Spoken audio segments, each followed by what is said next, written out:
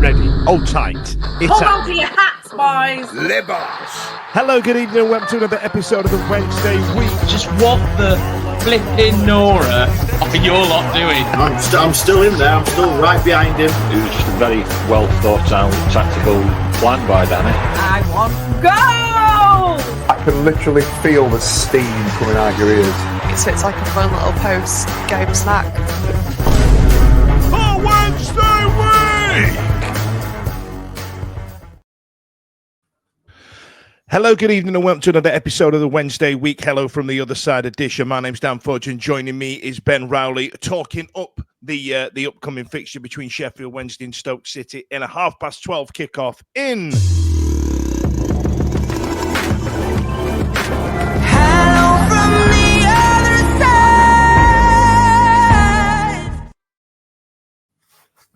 Yes, Ben, welcome to the show. You all right, pal? Yes, thank you very much. That has to be up there with one of the best intros I think I've heard from a opposition podcast. So congratulations. We get a lot of negative feedback about that, Adele. It's been rumbling on for about 18 months, and people are still telling me they hate it. And there's a part of me that just continues to do it. You know what I mean? Listen, welcome to the show, pal. So, like I said in the intro, 12:30 kickoff. We're playing Stoke City. Bit of a tumultuous time for Stoke after I want to say a really good win against Blackburn, going back weeks now, aren't I? You failed to chalk up a win in 6. Now, as most football fans will refer to themselves as Charity FC, in come Sheffield Wednesday and never back on the early kickoff and phone book out the window and all the rest of it. How are you feeling about this Saturday? Not optimistic in the slightest, from my point of view. Unfortunately, from you guys, you're probably pleased with that. I have been really disappointed since the new manager's come in. I don't necessarily think that's his fault, in fairness. All entirely his fault anyway. Our previous manager, Stephen Schumacher, was doing a half-decent job. I think he had about 40% win rate, which is excellent for us in the Championship. Mm-hmm. We get rid of him after the transfer window, after the pre-season. Palak's come in and has brought in a completely different style of play, which not only does seem not to suit the players we have, but also a style that Stoke fans inherently dislike. Like, we have a reputation, and yet now we're trying to play possession football. It's just grating. It's sort of similar to Michael Duff last season going to Swansea. It just didn't work out. At the moment, I can only see this going one way. I don't want to sack another manager again. I will not go as far to say that, but this is going to need a big turnaround for a lot of Stoke fans to get any optimism back. Stoke are one of those teams that they play Premier League football more recently than we have, and then now they've become the age-old adage of cold night on a Tuesday and all the rest of it. And I feel that that's because, well, one, Stoke's not really a glamorous place, says Dan from Sheffield, but also, the style of football that Stoke were playing at the time and the like. So when you say that Bollock came in, and were you under Schumacher not playing that style of football that Stoke had become synonymous with? We weren't, certainly not the kick and rush, Tony Pulis long throw style. It was a distance away from that, but Schumacher had us playing quite a high press, quite aggressive football, getting the ball forward quickly, and trying to make the football a bit more entertaining, I suppose, a bit more like from a neutral's point of view, end to end.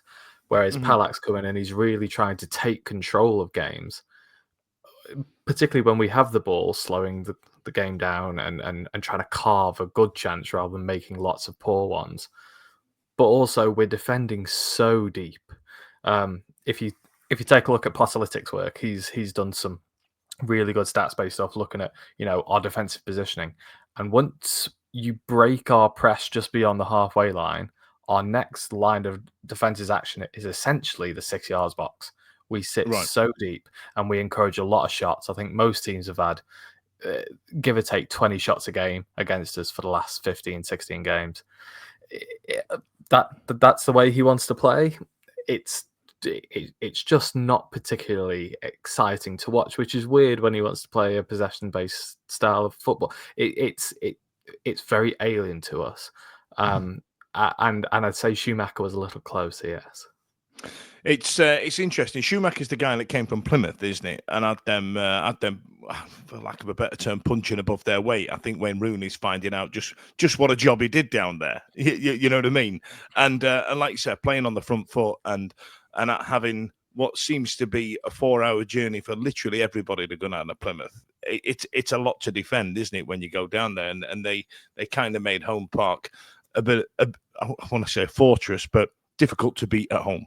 Is the middle of the road way of saying it. Now, let's go back to the start of the season. So, like you say, you've got this opportunity to build and try and set up expectations for the championship going forward. What were your minimum requirements? So how did you feel like the season was going to go? I mean, we just survived along with you guys, right? It was not a season for us. Particularly when we'd spent a lot of money. I think we'd signed 19 players last summer and brought in another 6 or 7 in the winter. It's a huge turnover with a good 10-15 million pounds spent, and certainly one of the highest wage budgets with that as well, with a lot of free transfers in there too. So, having just survived, you think, well, the next step has to be to survive again, hopefully finish, somewhat mid-table. I think Stoke fans would take, after the last 7 years, a top half finish as a huge positive. But that sort of expectation was sort of changed by the club when, as I say, I hate to go on about old managers, but Schumacher was doing a half decent job. Like I say, 40% win rate, and extrapolate that over the course of the season, and you'd be in and around the top 6. So to dismiss him for whatever reason, it seems to be work ethic more than anything else, which is odd reason to sack a manager in itself. Surely, if he's delivering in and around playoffs and you get rid of him, you want to bring in someone who's going to overperform from that. Well, Stoke fans didn't believe that we could do that. I still don't believe that we're going to be anywhere near the top 6, and results have proven that. So it's been really strange to know what to expect from Stoke. The hierarchy seems to think we can do better than what we're currently doing, but there's a reason why we finished bottom half for the last 7-8 years. I feel that what Palak's found out is that the championship can throw up some ridiculous results. I mean, I like an accumulator on a Saturday, and I tend to avoid the championship like the bloody plague because, Sheffield Wednesday haven't been convincing this season at all. There's been a few games where we've gone, hello, but then that was the first game of the season against Plymouth Argyle, and we absolutely schooled them. And then, given the way that Plymouth have played the rest of the season, you go, oh, right, it weren't us being great then, were it? You know what I mean? But there's like I said, the championship throws up these results, and anybody can beat anybody. Do you feel like it's going to gel at some point? Do you feel like you're going to go, we're going to be the team getting those results? We're going to be the team going, oh, we won 1-0 away. That's not too shabby. And then realizing that 3 points, given how tight this league can be, is mega. I mean, currently now you're sat in 17th, and you could go as high as 13th. If the results go your way and whatnot, right? But do you feel like it's gonna get there, or does there need to be a big change? If you give them the opportunity to reflect a little bit, we have been very inconsistent week to week. So that's in terms of performances and results. You've got Blackburn at the moment, right, who are streaky. They get 6 wins in a row, right? They're on at the moment, and they will inevitably lose 6 in a row. We are a different kind of streaky, where we lose one week, we draw another, we lose the next, and that cycle goes on and on and on, and hence why we end up being a mid-table team, a lower mid-table team at the end of the season. I can't see any reason why that has changed now. There's nothing that I see from the players, the management, the hierarchy above him to suggest that anything should change. Something might change in the future. I suppose what we've done differently this time with the hierarchy is you've got John Coates, owner, hired Jonathan Walters, who is director of football, who himself has hired Narcis Palak. And in time, over the next 1 or 2 transfer windows, will bring in his own players. That's been in the reverse before, where you've had someone like Alex Neil, who's recruited his own director of football. And in what world do you hire your own boss? So things have been done the right way this time, and that's the only differentiator. But otherwise, the turnover of players is still massive. The crowd are very short-tempered, and rightly so. And the only encouraging result we've had was a battering of Portsmouth 6-1. But similar to what we were saying about beating Plymouth, Derby beat them 4-0 last week, and we battered Derby. So, they were nothing special. So Portsmouth was pretty bad as well. No, there's little sign of us breaking the mold at the moment. But it's football. You never know. It's football and it's the championship. Let's talk about a couple of your players. One in particular, one that I say got linked with, but I think it was one of those accounts that you get on X talking about that they're in the know and we're going to table a bid for it. And Tommy Cannon was one of those players. Ended up inevitably going to Leicester, getting himself injured, or I don't know if he got injured playing, but he weren't very well.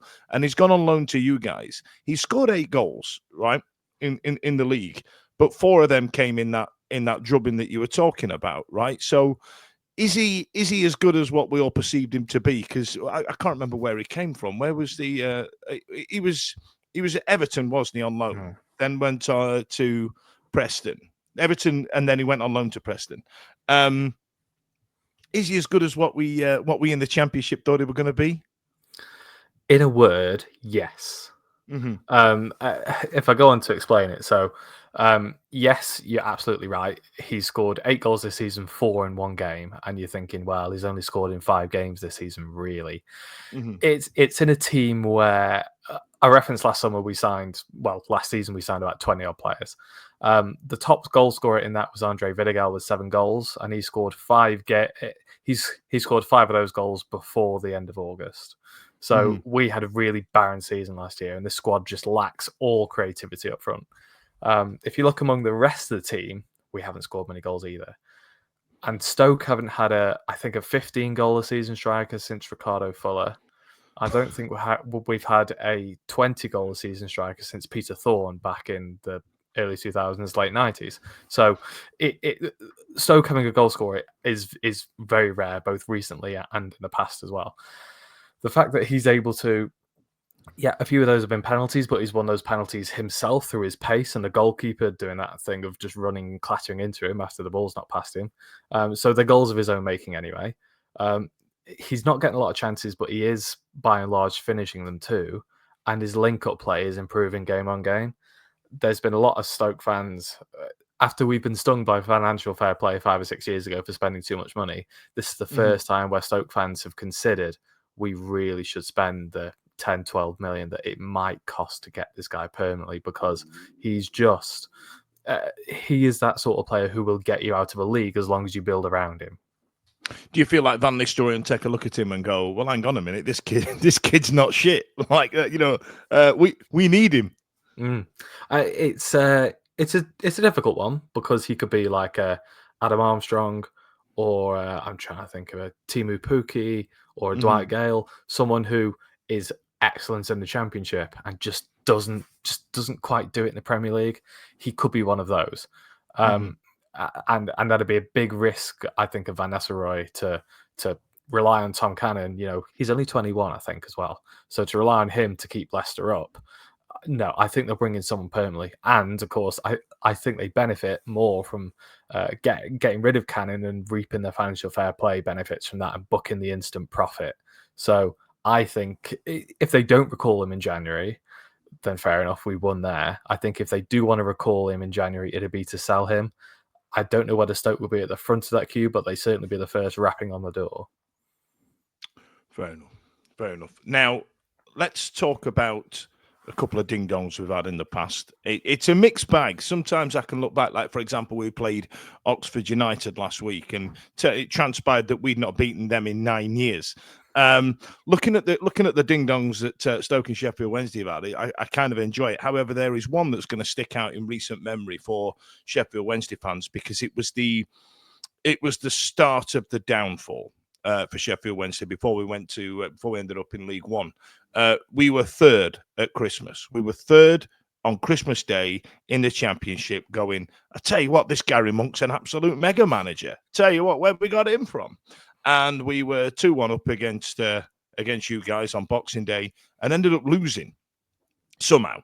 Ended up losing 3-2, and we never got anywhere near where we were going to be, or where we thought we were going to be after that. I think that's been our highest position in that 5 years. Are there any that stick out to you? Are there any memories of Gunner Hillsborough, any memories at home against the Wednesday that you can that stick out, that's not the 3-2? Well, in my time supporting Stoke, in all honesty, Stoke and Wednesday, to my knowledge, haven't really played that many times. I started supporting us around sort of 2009, 2010. So the 3-2 certainly sticks out in my mind for more positive reasons, if I'm honest. You know, it's not often that Sam Vokes scored a goal for us either, so we were chuffed with that as well. But to be honest, it was a real pressure game away at your guys' place last season. I think it finished 1-1, didn't it? It did. Luke Cundle scored the equaliser, and that was the start of his. He was on loan last season and really come to the fore after that game, and was instrumental in us winning. I think we won all 4 of our remaining games that season. Something like that, and he was instrumental to that. We all thought he'd sign permanently.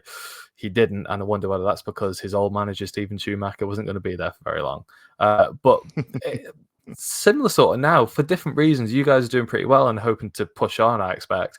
We could really do with the points for a different reason, I suppose.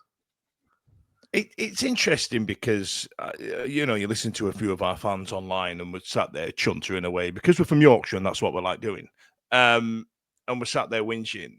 It's not really sunk home how high up the league we are and just how good a season we're having. I mean, as I'm talking to you now, we're 5 points off playoffs, which is, given how last season went, you were in that nonsense for the back end of last season.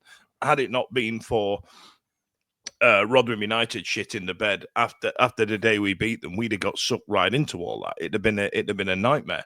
Do I feel that we're going to end up in the playoffs? I'm looking at Sunderland and Burnley and Leeds and Middlesbrough are always up there.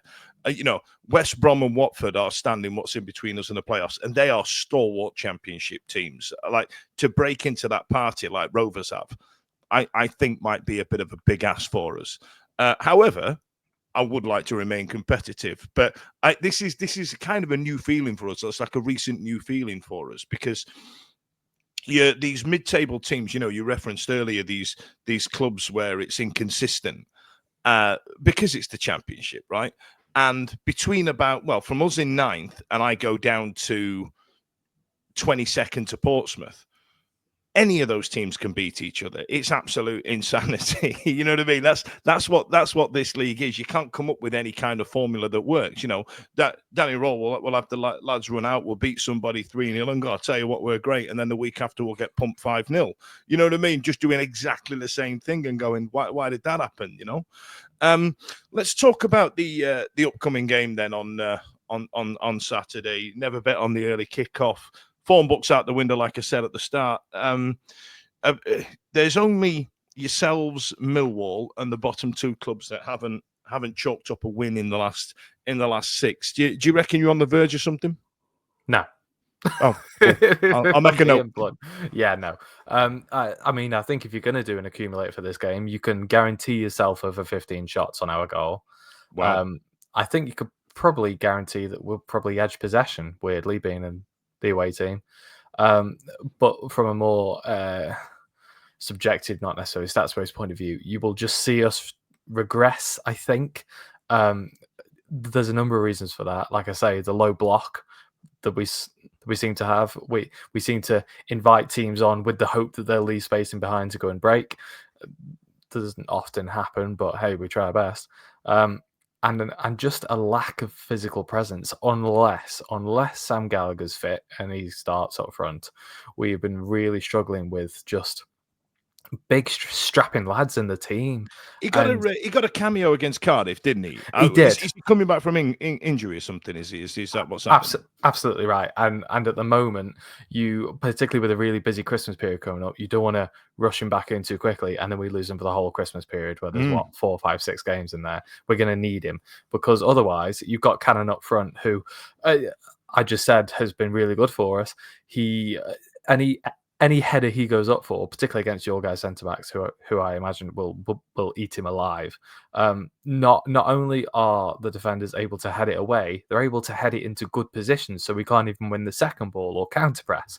So that's why teams end up having good chances against us, because they just peg us back. We have no relief at the moment. And particularly away from home, that's been a massive struggle. So unless we just manage to unlock your defense. We did that in the last away game against, forgive me, I forget who it was, but it was a through ball from Million Manoff. Tom Cannon runs in behind with his pace, knocks it around the goalkeeper and scores a goal. Unless something like that happens, we are not dominant, creative, or physical enough to win a game of football at the moment. It's interesting. Our defense is quite robust. You know I was just going to use that word. Yes. Robust, because they've come under so much pressure. They were there last season when we were getting our arse handed to us week in, week out. And there's a lot coming their way, and it's a lot of shouting their own name and heading it back where they came from. But there's also this element that Danny's got on playing, which is to play out from the back. And sometimes we've got caught. Last season, we got caught a few times, notably one against Leicester in the Cup, where we just kind of went, oh, they've scored. You know what I mean? Like when we thought it was happening. So in terms of playing football around our defence, they are susceptible. They are susceptible to having the ball played through them. Lumping one over the top to the big lad, you won't get a sniff. But if you're hitting the byline and crossing it back, we've conceded a lot of goals where someone's hit the byline and put it over the edge of the 6-yard box, and someone scored the easiest goal they'll ever score. Trying to come over the top, we've got James Beadle in goal on loan from Brighton, who looks like the Joker without the makeup on, but he also looks like a daddy long legs. The geezer's massive, and balls coming in over the top. He's got them all day, and then alongside 6'3" big sexy man Dominic Iorfa, the way to unlock it is to play football and keep it on the ground. Whether you guys do that, I don't know, because like you say, you don't have the big stags up front. You've got players that play football. So I feel like it's going to be a big ding-dong, especially if you're playing a deep line as well. We've got players like Windass and Gassama that like to get their head down and run. If they get half a sniff on the edge of the 18, they might think, oh, I tell you what, I've got to go here. But when they get to the edge of the 18, there's not really a defender there for them. So it should be a decent ding dong, and it might be all right, right? Let's tell you what. Let's have a score prediction before I wrap this up. How do you think it's going to go? I'm going to go off recent form, and we have taken the lead in each of the last 3 games, I want to say, and we've ended up losing at some point in 2 of those games at the end of that game as well. So we seem to be able to score goals, which is nice, but we also seem to concede a few as well.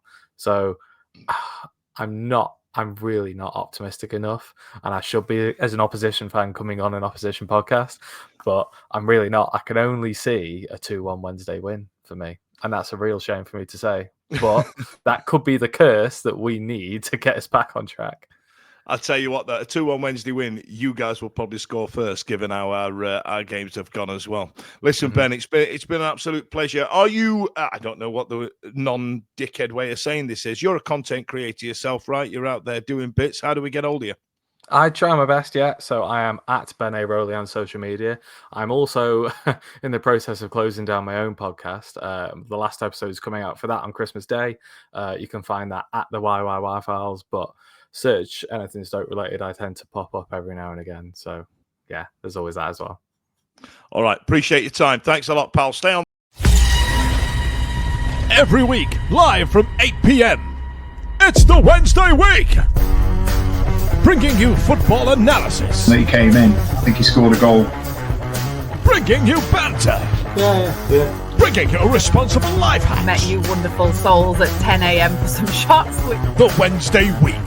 1, 2, 3, 4 live. Available on all social medias. Obviously, this goes out on YouTube and as well as all the other social media out there for podcasts, etc. The Wednesday week 24-25 season. Join us. Put on your podcast.